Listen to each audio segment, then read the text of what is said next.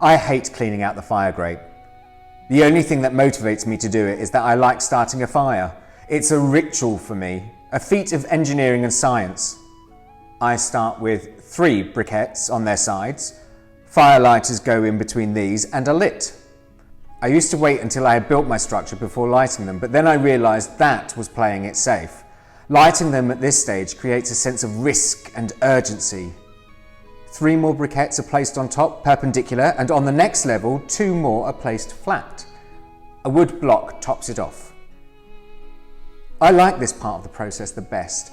This is the phase when you see if your construction was adequate or not, if you have created a structure that will take hold or die. There's a thin line. You have to make sure you have left enough gaps between the briquettes to allow the flames to do their work. They dance and caress the briquettes as they attempt to lure from their potential flame, the self-sustaining energy that they have built up through the millennia. If you pack them too tight, they form a barrier. They have strength in their numbers and they refuse to give in to the temptress. They remain resolute, stubborn, but charred. As a child, I loved watching the fire. Of course, I was never allowed to set one myself, but I used to burn things when I wasn't being watched. Everything seemed to have its own personality and its own signature. Plastics would melt first, becoming deformed and disfigured as they melted, then bubble as if screaming before bursting into the death throes of engulfing flame. Paper had a dignified elegance that allowed the flame to take it over slowly. The flame crept along its edges, but it always maintained an honourable sense of itself until it finally transformed into ash. Wood was angry, popping and snapping against the fire, eventually succumbing to the flame as all things did, but it never went quietly. Relatives would remark at my reverie as I stared into the flame. They would express a solidarity, explain how they would also try to make out shapes and forms in the flame. But I just liked to watch things burn. My father was a fan of slack. I don't know what other people might have called it. It was a damp bucket of small coal pieces. It was apt. Just when the fire was reaching its adolescence, he would cover the whole thing with a hissing, smoking crust. It would amputate the beauty and glory of the fire's awakening. It had just become self-sustained. It had reached a critical mass. The heat was devouring the stored energy and it was releasing an exultant flame. The slack stunted it and reduced it to its mundane functional purpose of raising the room's temperature. It removed all joy from it. My mother shared my dislike for the slack. She would tisk at my father's back as he pressed it home, depressing us both. My mother wanted to see me married. It's what she lived for. She hoped she would be alive to see her only son give her a grandson. My sister gave her a grandson, but it wasn't enough. Thankfully, she doesn't hold a grudge against me. She knows that I was my mother's favourite and that even on her deathbed, my unborn, non-existent grandson was still more important to her than my sister's flesh and blood one. It's unfair. One of the firelighters was extinguished. The other one is still attempting to get a hold, but it looks like it's going to need a kickstart.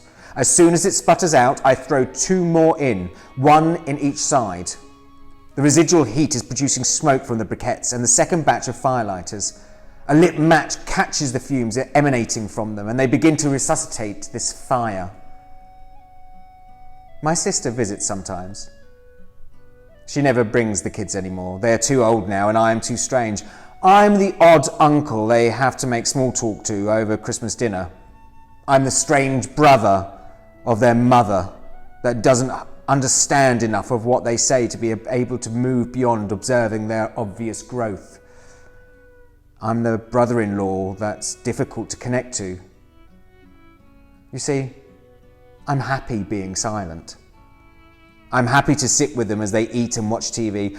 I don't have a TV and it's not a novelty to see one. The flickering and flashing is too gaudy and electric. I usually set a fire going for them and wait for an appropriate time to leave. A loud snap is discharged from the block, a growing pain, a yell of one life giving itself to another. The radio plays a song.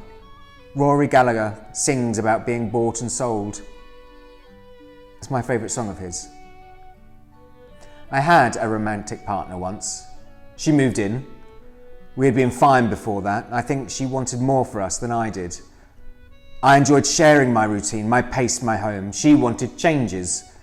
She wanted more from me. I just wanted to spend my life and my time with her. She lasted just over a year before she moved out again. I still have my wedding suit. I didn't want to rent one. I wanted to invest in the suit. Something as important as devoting your life to another person shouldn't be done in a borrowed piece of clothing. It's standard practice to purchase the wedding dress. I felt the same level of importance should also be placed on the suit. The fire is a full crackling blaze now and has gained a life of its own. I will feed it a few times, help it sustain itself a while longer. The background radio doesn't affect my reading. She used to like it on. I've grown accustomed to it. I've decided to reread Mark Twain tonight. I don't speak to my father much anymore. We were never close. I was not the athlete he wanted to live his dreams through. I tried as much as I could. We went through all the ball sports that earn a lot of respect and money. Then we went through the lesser ones like squash and handball.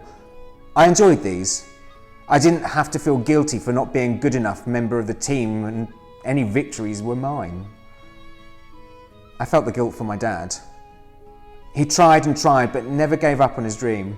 My mother would admonish him for pushing me too hard. She called him a bully. I hated being the catalyst of their fights. If only I could have excelled at one of them, he could have been proven right. He could have had pride in me. It will be dinner time soon. I cook once a week and stock my freezer with evenly divided uneaten portions. 1 week is the length of time for me it takes me to get tired of the same evening meal, but not so bored that I won't eat it on Saturday. I haven't read a single word of my book. I've been staring at the same page for the past hour. This happens sometimes. My thoughts drift and wander. I replay old conversations and conflicts, victories and losses. My life is examined and re-examined. I judge and assess everything I do and have done. It clouds my mind. I dwell on mistakes and what could have beens, like a barrier to stop all hope, restrict all dreams. Then I feel like I am waking up from within my head.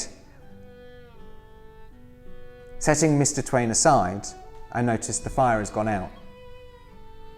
I go finish my last batch of stew.